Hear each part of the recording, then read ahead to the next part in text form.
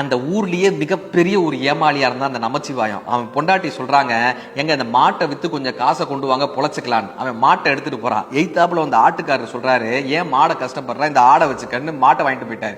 ஆடை எடுத்துட்டு போனான். எய்த்தாப்புல வந்த கோழி கடைக்காரர் ஒரு கையில ஒரு கோழியை கொடுத்துட்டு ஆடை வாங்கிட்டு போயிட்டாரு. இப்ப இந்த கோழி அங்கேயும் இங்கேயும் பறந்துச்சு.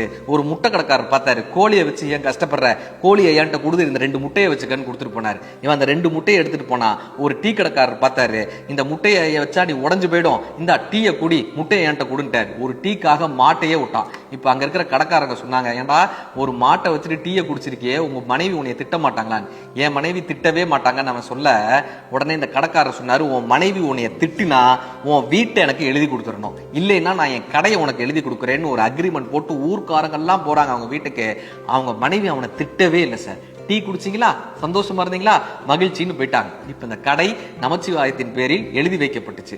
ஒரு வாரம் ஆச்சு. அந்த பழைய கடைக்காரர் நமச்சிவாயத்தை கேட்டார், உன் மனைவி ஏன்டா உன்னை திட்டலன்னு. நமச்சிவாயத்தினுடைய பதில் என்ன தெரியுமா, கல்யாணமான புதுசுல நாங்க ஒரு அக்ரிமெண்ட் பண்ணோம், எந்த பிரச்சனை எந்த சண்டையா இருந்தாலும் 4 செவுத்துக்குள்ளதான் பேசணும், மற்றவர்கள் மத்தியில் பேசக்கூடாதுன்னு நாங்க ஒரு முடிவெடுத்தோம்.